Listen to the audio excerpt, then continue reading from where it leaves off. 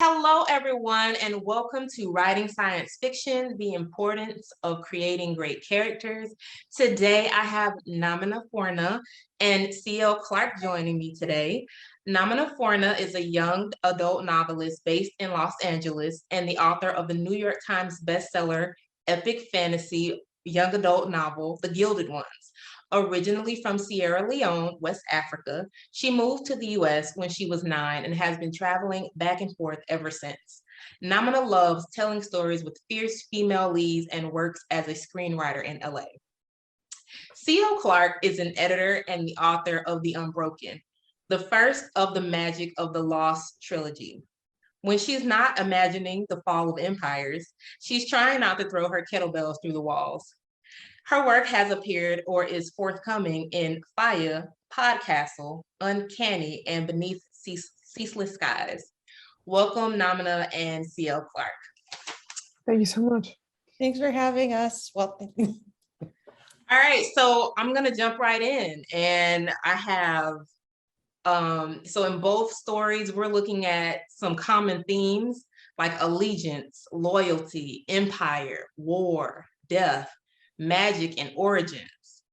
Can you talk a bit about your characters as they navigate these themes? Go ahead, Namina. Let's see. Those were like a lot of themes. Well, I'll just start by saying that my book is basically based in an extremely patriarchal world where there's a group of girls who are considered monsters because they're stronger and faster than regular people and they bleed gold. And then actual monsters come in and the people and the humans are like, fight these monsters or die. They offer these girls a choice. And so when I set out to write this book, I wanted to write a book that explained what it meant to live in a patriarchal society, because of course we all live in a patriarchy, but I wanted to show what are sort of the ways that are subtle and overt when you live in a society where you're not valued based on your presenting gender.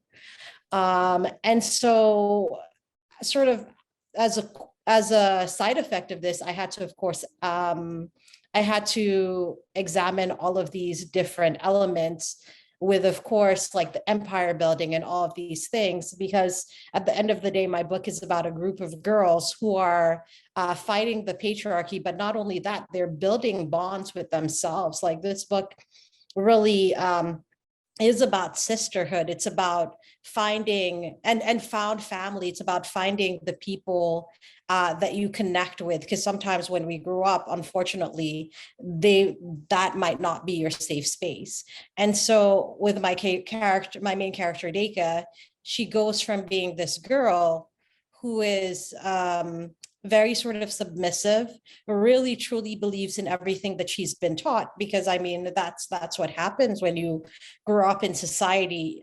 You really think that what people tell you are true until like you start growing older and you take a step back and you're like, hey, this isn't cool, this isn't right. So Deka goes on this journey from like sort of wanting so desperately to fit in, to finding her found family, and discovering that, she is what she's needed all along. So I don't know if that answers that question. But... No, you did fantastic. Thank you for that. Go ahead, Sheree. So I was thinking about the main character in The Unbroken as you were talking, Namina, and yeah, there are some real parallels. So for those of you who don't know, in The Unbroken, it follows two protagonists, and one of them is a soldier character who was taken from her homeland when she was a child. She's an adult now, but she was raised by this colonizing empire. And so she also very much believed what she was taught in this, in her imperial home, far from where she was actually born. And so when she is taken home to police her native people, she has to kind of deal with some of those same questions, like, I don't know, it's a little cheeky to say her found family, because she does find some folks that she may or may not be related to. And what she does with them is not always great. Not to get into too many spoilers, but yeah, so a lot of the similar questions, as well as, one of the big questions I wanted to not answer, but ask rather, with the Unbroken is how we write empire in epic fantasy, especially adult epic fantasy, where it's very much the empire, the conquering king or queen, is often the positive figure, and most people from minority backgrounds can tell you that that's not actually how empires work. And so I wanted to actually make a fantasy empire that looked like the real world's empires, and then to get into the actual people who would have lived in that world. So that's partly also why the second point of view character I have is one of the colonizer points of view. I wanted to actually look at the people who are making these decisions in these empires, and then I put it in a fantasy backdrop because that's what I do. But very nice, very nice. And I will say you did that, you executed that very well. Very nice. So in the Gilded Ones, we follow Deka's journey in first person. And in the Unbroken, we alternate between Luca and Terrain in the third person. How did you decide the point of view from which to tell the story? Which you kind of answered it, CL, but just how did you decide your point of view? I actually, so when I very first initially came up with the idea, I wanted 3 points of views. I wanted to show Terrain's, Luca's, and the apostates, because I wanted to stretch over the different generations of the colonization as well. So like there was someone who was there at the very beginning, someone who straddled the middle ground of the Khazali, and then one of the colonizers. And so that had been my original idea, but it never quite worked out that way. And so then I knew I wanted at least the two kind of polarizing active characters. Yeah. Okay. Namina? For me, it was always going to be first person and from Deka's perspective, because what I wanted to do was tell the story of a girl who slowly comes to realize that basically the world, like everything she's been taught, is on some level a lie that's meant to control her and to keep her sort of oppressed. And so in order to do that, I really felt that it was necessary for you to be in Deka's mind and to go along on this journey with her, just because it's such an intimate journey, but also because it's a journey that so many people, including myself, have taken. So it always had to be first person. We always had to like sort of put ourselves in Deka's shoes and walk along side with her. And the other reason why I wanted to do that is because a lot of times when you have stories like this, where it's a girl against empire, and she's sort of fighting the patriarchy or what have you, the main character tends to always be already strong, which coming from, because I grew up in an intensely patriarchal place earlier in West Africa, coming from the place that I do, but not only that, Atlanta, Georgia, coming from the places that I do, I see that that is not the case. We don't pop out the womb strong. We pop out the womb questioning. Children question a lot, but like that's sort of like drummed out of you. So like by the time you hit teenagers, you've stopped asking and you just like think it's you that's the problem. And so it was sort of really important like to see the shift of her being this like, very quiet and submissive person to her sort of going towards autonomy and understanding who she is and what everything around her is. Okay. And it, again, very well executed. Very, very much so. So kind of delving more into your character development in terms of your writing process. I think one of the great things in both books was the complexity in each character, right? So most are not all good or all bad, and you have some that are making some serious sacrifices, right? And it challenges the reader's perspective of those characters. You can't really judge them until you get to the end. How did you develop your characters to complement and contrast each other? Um, I think that for me, like the characters that came sort of immediately were Deka, her love interest Kata, and the mentor figure, White Hands.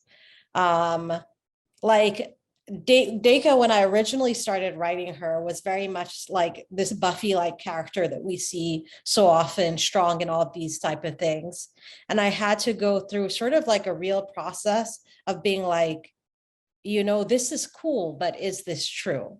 And like my agent also pointed out to me, she's like, but is it true? And I had to like go through that process with myself of, no, it's not, because that's not how like most people in these circumstances behave.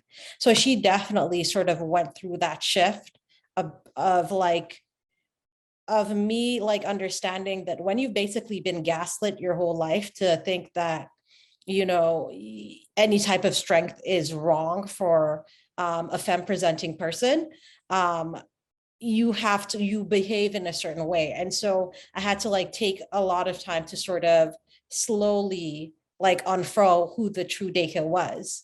But like White Hands, for mentor figure, was the character who sort of like came immediately, because like I always wanted like a drunken auntie, figure who's like sort of sketch, and you don't know what her true motivations are. She might or she might not like, come and save you. You don't know. But like, I really wanted her to sort of be an ode to the aunties that we knew. The ones who were like not so nice, but they were fabulous. Like they were fabulous, but not so nice. And you were sort of scared of them. That's who I wanted White Hands to be. And then with the love interest, Kata, I like, that was another sort of unfurling of character. And I'll speak to it coming at it from the point of being in book two, having finished that. Like initially, when we see Kata, he presents as one way, because that's how you're supposed to present in a society like this, as a quote unquote man. But he too has to go through his process of sort of really questioning who he is and the things that he's been taught. And in book one, he does that to an extent, but you really sort of see it in book two, sort of the inner workings of what it means to be a man growing up in a society like this, where there's a certain like thing expected of you, and also on some level a certain abusiveness that is expected of you, and how do you deal with and process that. And like, because of this, sort of like the other characters, like they just came because they were necessary, and sometimes because they were joyful. Like Britta showed up out of nowhere, and she's like one of my favorite characters forever, because she just showed up and she had such a voice like that was so delightful. She just stayed, and Bel Callis was another one who showed up out of nowhere and stayed. And so, yeah. Nice. Very nice. CO? I love those surprise characters. I had one as well, and this character came from, I just couldn't figure out like there was a character was missing, and I can't talk too much about it for the sake of spoilers. And I was like, well, I don't really want that person in Terrain's life to be dead, but I don't know what else I'm going to do with them. And so Terrain had a brother, and let's just say that in the final draft of The Unbroken, she does not have a brother. She has something else. But that was the only thing I changed. Everything else stayed exactly the same. And so it was the first relationship of this sort that I'd ever seen so antagonistic and so exciting, and it became a thrill to write the very last draft of The Unbroken, and that just came out of nowhere, so that was pretty fun. And as for like the main two, so Terrain and Luca, the very first draft of The Unbroken, I was just like, I just want to write like a cute little bodyguard and princess romance, and it's going to be awesome. But I was writing it in this colonial backdrop, and I finished that draft and I was like, this is not how colonial romance works. Like, it just doesn't.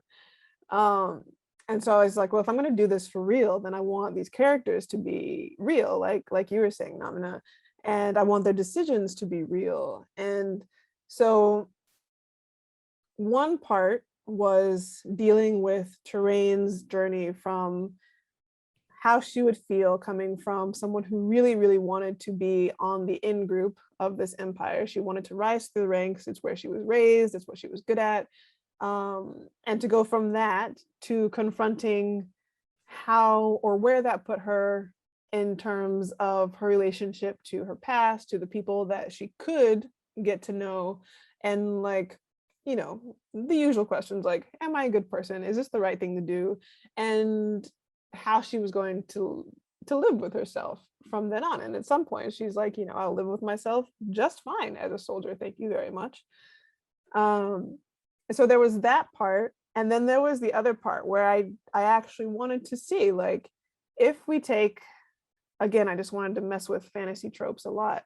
If we take the stereotypical rich princess and poor anybody else, poor slum kid, poor soldier, like whatever, what would it take to make this actually work? Like, what would that person really have to do?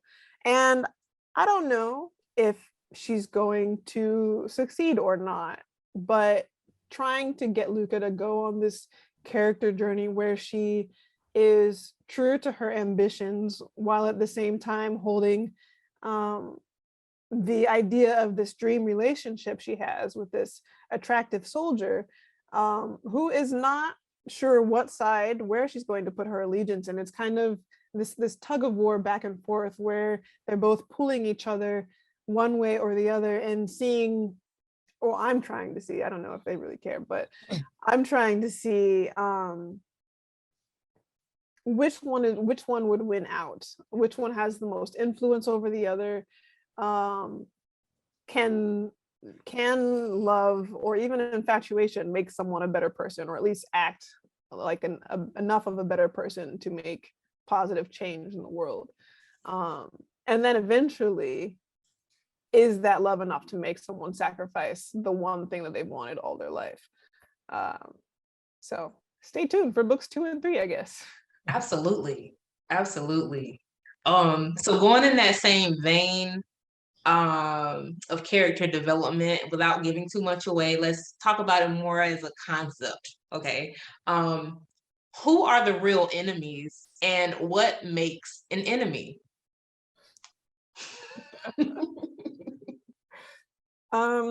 Well, I will say that one of my like brain blast moments, my like eureka moments when I was writing book 1 was when I realized that Luca was the antagonist.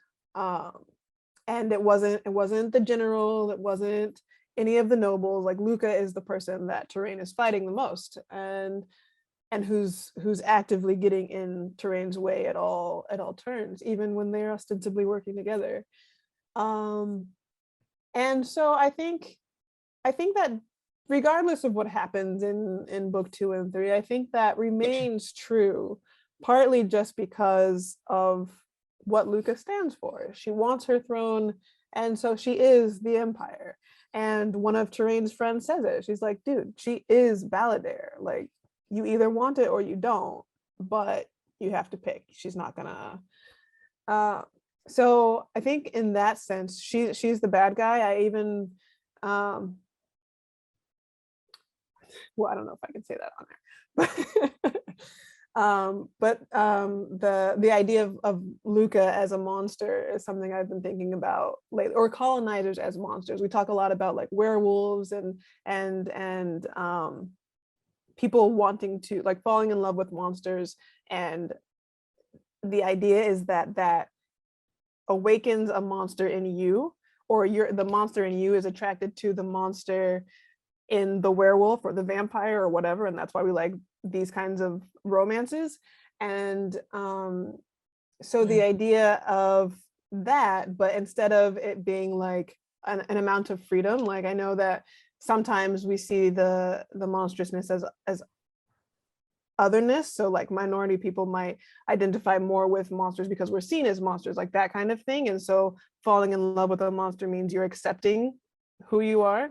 But as a contrast, I wonder also, like, if Luca is a monster and Terrain falls in love with a monster, what does that say about her desire for power and her willingness to subjugate her own people for the sake of that power? And then she becomes the monster as well. And so I think lots of good discussion to be had about monstrousness, but that's where I've been thinking about lately. I think that for me, the enemy is the system, and that's and the people who uphold it. But like that's sort of what I set out to do, was to sort of clearly delineate that this is what the system looks like. These are the people that support it. And unfortunately, on some level, like pretty much everybody at some point falls into the system, even the protagonist. But I think like really in my book, I wanted to show this is what it looks like when you're caught in a system, and everything is sort of geared to support that. So there's the priests, there's the soldiers, there's the emperor himself, there's the empire. All of these things are just sort of facets of this system that is meant to crush basically any individuality out of anybody who does not present according to what is expected. And what I really liked about like working on a book like The Gilded Ones is when we talk about enemies in terms of people, every villain is the hero in his own right. Every villain has like their thing, like the reason why they're doing the things that they're doing. And even though the protagonist might be like, oh, this is awful, this is the worst, you're like, whatever, they might have a larger sort of game to play that you don't recognize. And I think like, that's what I really enjoy with The Gilded Ones, is that at every point, even when you think you've sort of solidified the enemy, it keeps sort of, building and growing, because again, it is a system. And as long as you keep falling into the system, there's always going to be more and more enemies. Mm-hmm. Yes. Absolutely. I definitely agree with that sentiment. And man, it's so exciting to me. I'm sorry. So I want to talk about the social commentary. I chuckled during both stories at some of the ways that you guys addressed elements of religion, race, and ethnicity, and like facets of patriotism. Because those things are relevant in our current societies. So why was it important for you, I guess, as an author, to include these elements in your work? I'll go first on that. So I grew up in Sierra Leone, West Africa, during at the start of the Civil War. And even before the war started, and just even now, we have like, in Sierra Leone, we have female genital mutilation. About 90% of women have been circumcised, which are grim statistics. And I am very grateful and very glad that I had educated parents who said, over my dead body. But what I found most interesting growing up was that people would always say, oh, this is, for your benefit. It's to make you pure. It's to make you this. It's to make you that. Like, it'll make you a good wife. So there were always these things that, immediately you're like, this sounds like BS, but people are always like, oh, this is good for you. And then when I came to America, there was purity culture. There's the whole idea of like keeping your virginity because God and this and that, or like, if you don't, as a woman, as a girl, as a whatever, if you present a certain way, then you're automatically a slut. And if so like it, but if you're a good girl, then suddenly that protects you and all these things. And there were just all these messages. It seemed to me that there were always all these messages, particularly for women, but also for men and also for non-binary people. And like pretty much like everybody had a message that was keeping them in a box. And oftentimes it wasn't the best or most helpful box.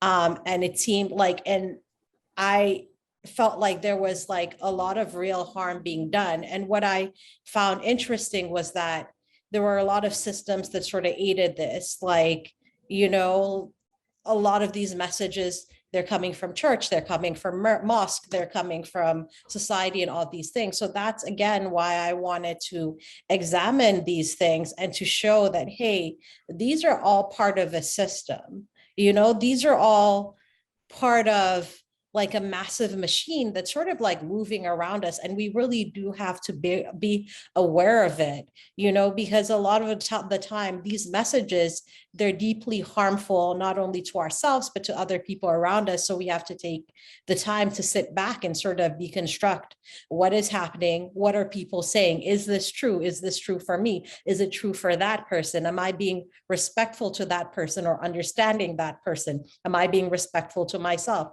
So these are all sort of the things that I really, really wanted to examine, because these were things that, like, when I asked questions when I was a kid, everyone was like, you're the problem. Stop asking questions. Why do you always have to make things, like, why do you always have to make things like complicated or difficult? And if I'd had a book like The Gilded Ones when I was younger, I would not have felt so alone in questioning and in being like, this does not make sense. Actually, it's really abusive and it's not okay. And so that's why I wrote the book, because when I was growing up, I needed someone who could take my hand and be like, your questions are valid. This is abusive. It's really wrong and it's not okay. And so that's why. Absolutely. Absolutely. I wish I would have had a book like The Gilded Ones growing up too. CO.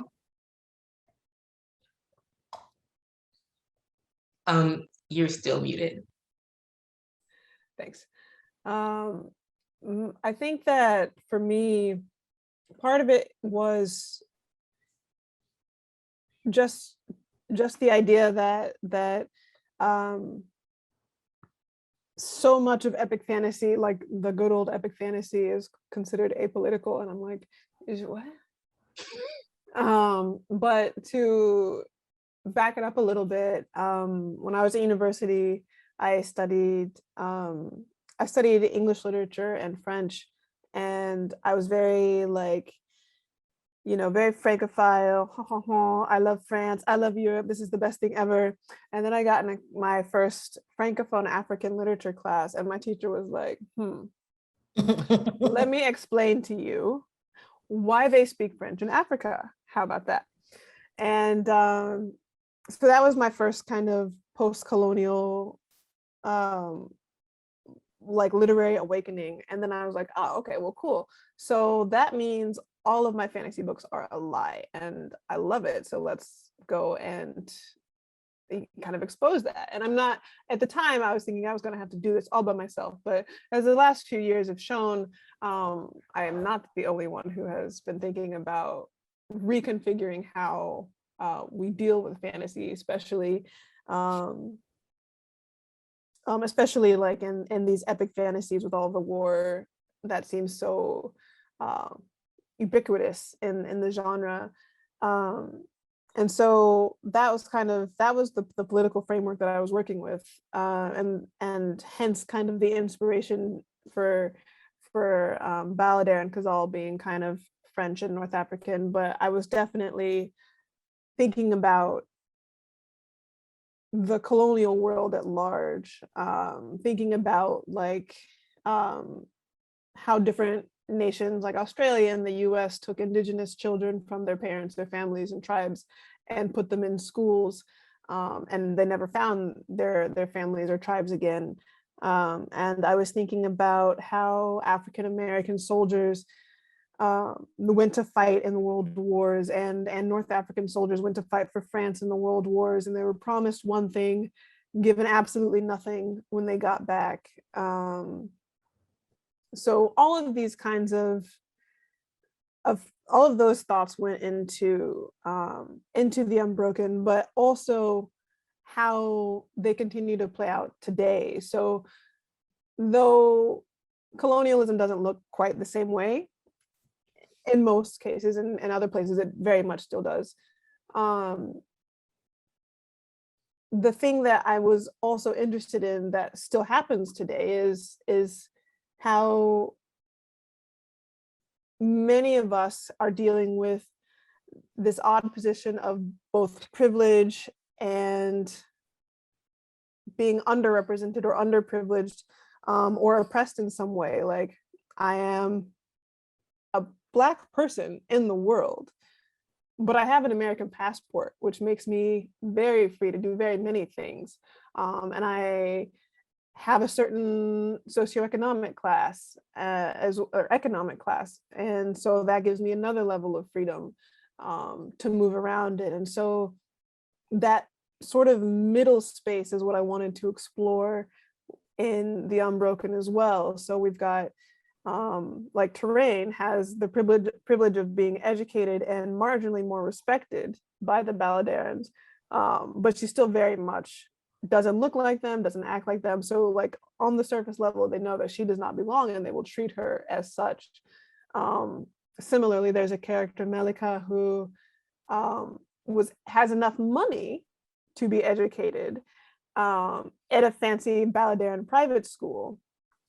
But again, like Terrain, she outwardly can't present that way. And so she'll never quite make it into those uppermost circles. But then you have people who live in the slums outside of Kazal, and they're never going to be anywhere near, because they don't speak the language well enough, or they don't have the right clothes or any kind of cred to get into those like secreted privileged spaces.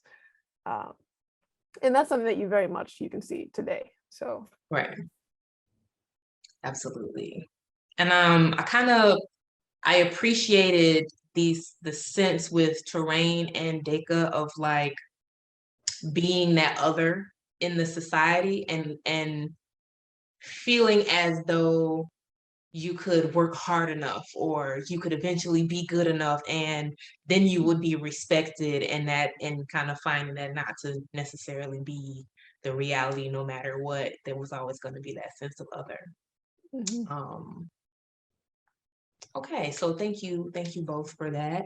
I wanted to touch on elements of mysticism, right? So we have forbidden practices, we have hidden histories, libraries, temples, magic, and self-discovery that's adding to the depth of the story, right? What was the process in including those kind of things? So obviously you have the fantasy element, but with the Empire, how did you guys develop those ideas? By accident.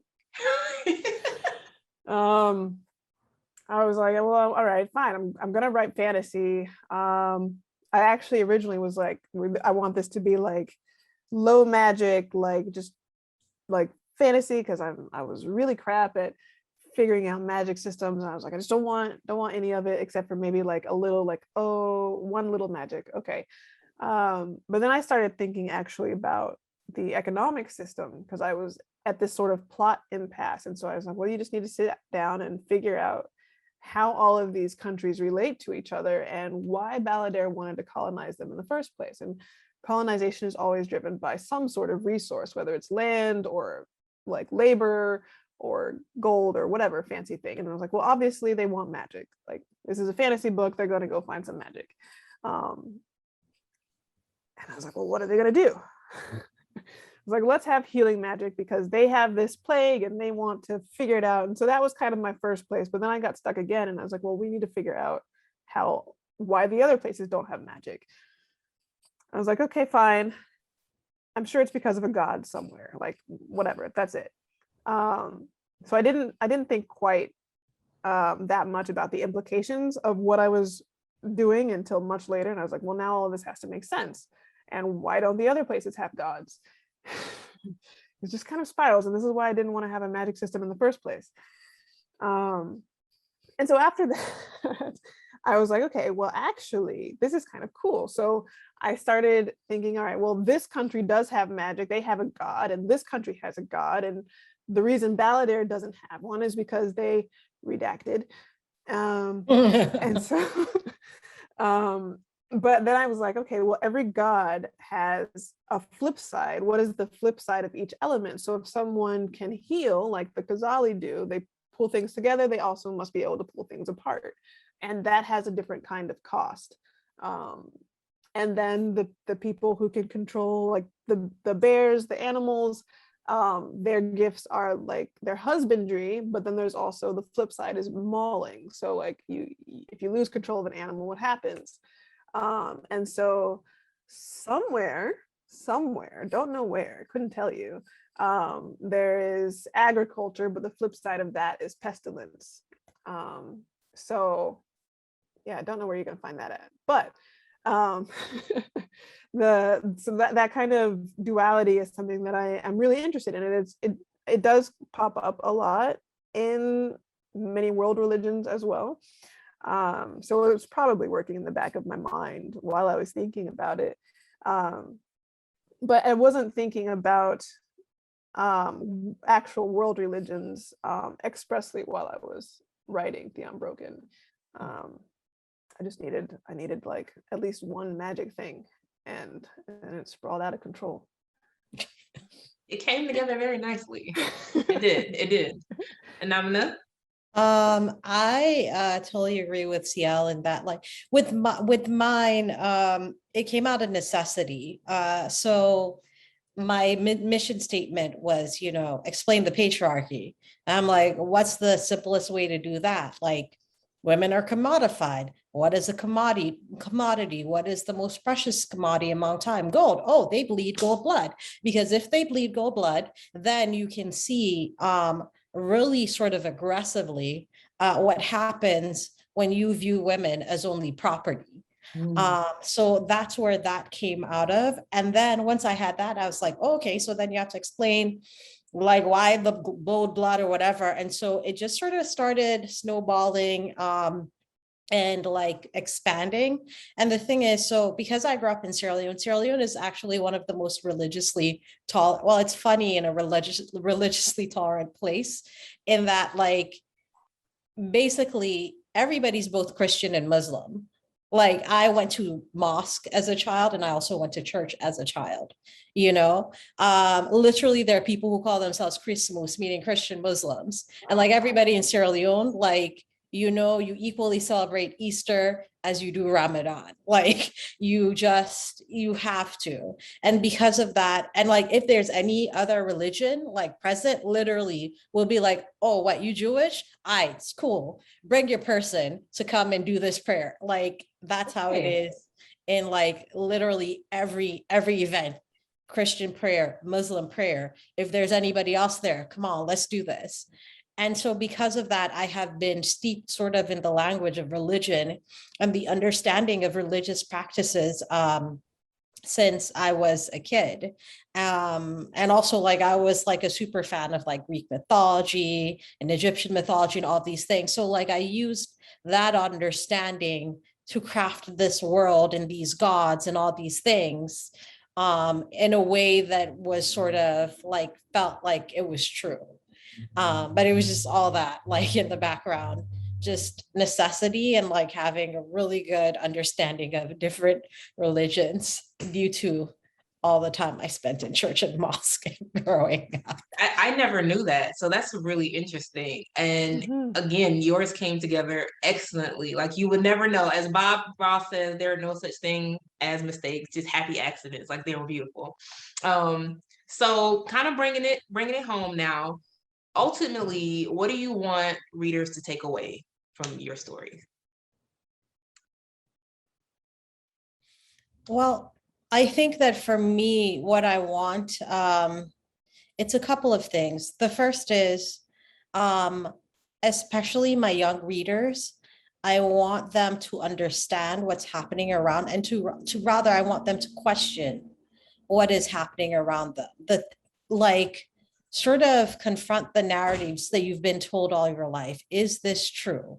Like always sort of think about that, and especially as it relates to yourself, because I think, especially if you're Black, brown, queer, if you're anything that does not sort of fall in the majority, there are all these ways, there are sort of all these boxes that people are waiting to put you into.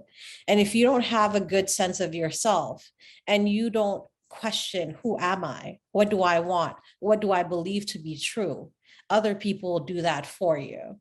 So I think the most important thing I would love for people to get from this book is only you have the power to define yourself. Don't let anybody take away that power from you. Define yourself, claim who you are, and sort of stand in the joy of who you are and all your idiosyncrasies and everything that you are. Just, claim yourself, because if not, other people will, to your, and it won't be to your benefit. Absolutely. CL? I think that I would like them, mostly I would like them to read it and kind of figure out for themselves, like, what character do they think they are first? Because, there'll be some Lucas out there who think they're Terrains, and it's like, no.